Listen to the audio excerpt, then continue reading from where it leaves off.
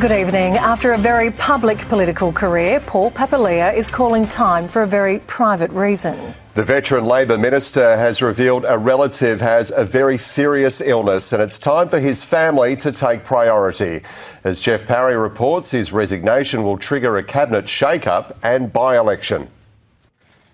Paul Papalia has spent a lifetime in public service. It ends for reasons no one could plan for.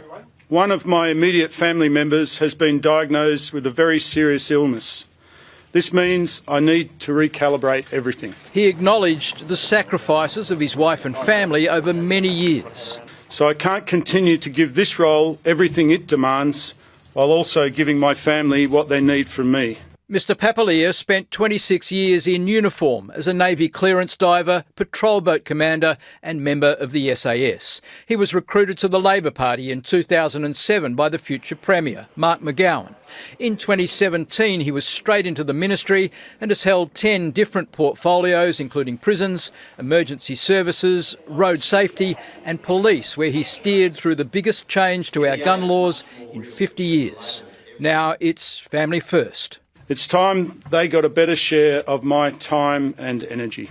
And one of his proudest achievements? I think undoubtedly it is the transformation of our defence industry sector and creation. Really what we've been able to do in recent years is create an entirely new sector for the economy. Mr Papalia's departure creates 2 vacancies, one in his electorate of Secret Harbour, for which a by-election will be held, and the other his place in Cabinet. Who will replace him in that role will be voted on by all Labor MPs on Friday. The by-election is weeks away.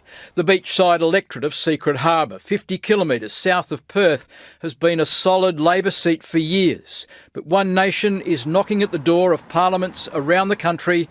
WA is no different. Sad to see him go. Yeah. Do you want to keep Labor in, or are you hoping someone else in the by-election? Hopefully Labor. No, keep it same. Keep it same? Yeah. All the best. The Premier not so certain. We're going to have to fight for our lives on this one. Mr Papalia finishes up on Friday. Jeff Parry, 7 News. A young man is fighting for life tonight after his robotic vacuum exploded. The freak accident happened inside the kitchen of his Brabham home on Thursday afternoon. Lockie Perham was severely injured and rushed to the burns unit at Fiona Stanley Hospital. Rebecca Petroska is live for us at Fiona Stanley tonight. Beck, how's he doing? Tim, the 25-year-old is in a critical condition. He's still sedated, already had multiple operations. His family haven't even been able to speak to him yet. They say the ordeal has left Lockie with burns to around 75% of his body, which gives you an idea of how fierce that fire was. Investigators have confirmed to 7 News that a fault in the robotic vacuum is likely the cause of the accident. This is a video from inside the home. It shows windows blown and walls blackened. The damage spread from the kitchen to the living room. The product is now being looked at by building and energy inspectors. Firefighters say blazes ignited by vacuums aren't common, with just 3 in the past 2 years. I've spoken to Lockie's mother, who's in Queensland and making plans to travel here tomorrow to be by her son's bedside. His family have set up a GoFundMe page to help with the costs and recovery ahead. So far it's raised around $17,000. And Lockie is facing a long road to recovery. He's expected to be here at Fiona Stanley for at least 2 months. Beck, thank you. Police investigating the murder of a 4-year-old child are now looking at whether cannibalism was involved. Officers have carried out tests on the boy's mother, ordering special swab and DNA analysis. Broken hearts coming together. Wyong locals remembering a boy described as a little angel, bringing gifts and prayers.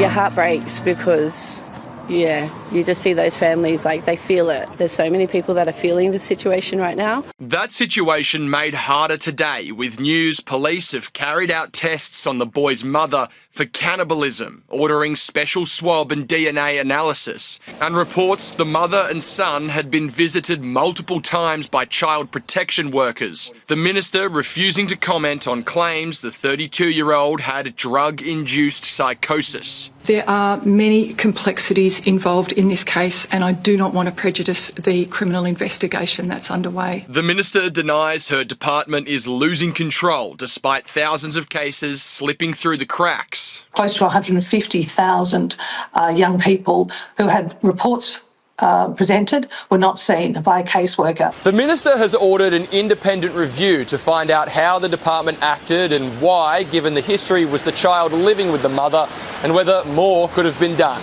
I intend to publicly release the review subject to any legal constraints. Tonight, the boy's mother is in Silverwater Prison after being moved from Carry-On Correctional Centre. Rex Quayle, 7 News. Canberra's fragile relationship with China has turned nasty and dangerous again, with Beijing test firing a nuclear-capable long-range missile close enough to Australia to set off alarm bells right across the Pacific.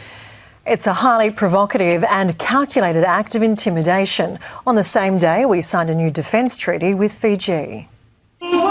As the Prime Minister enjoyed Fijian dancing in Suva, a Chinese submarine in the South Pacific was about to launch a nuclear-capable ballistic missile, placing our shared region on high alert. Australia has been clear with China that we regard this as destabilising to the region. They're like the neighbourhood bully, aren't they? So, they're sort of up late, drunk and burning the fence. Chinese state media confirming the Navy on Monday noon Beijing time successfully launched a strategic missile carrying a dummy warhead, which landed precisely within the designated waters. We were informed by China today of its intention to do this test. We are very concerned. This the latest escalation from Beijing in the hotly contested Indo-Pacific. September 2024, China test-fired a similar weapon, also with a dummy warhead, from land into the Pacific. And in February last year, its Navy circumnavigated Australia, conducting live fire drills without warning. This underscores the need for countries of the region to work together. Today's test, right as the Prime Minister inked a historic military alliance with Fiji that includes a mutual defence clause. An attack on Fiji from an outside force would trigger Australia's full support. It does not threaten Fiji's relationship with China, nor Australia's relationship with China. No expense was spared in the traditional welcome for Anthony Albanese, who, after a thumbs up from his counterpart, downed a bowl of kava. Keen to keep friends close in the Pacific, both nations' security tonight squarely in the spotlight. Hugh Whitfield, 7 News.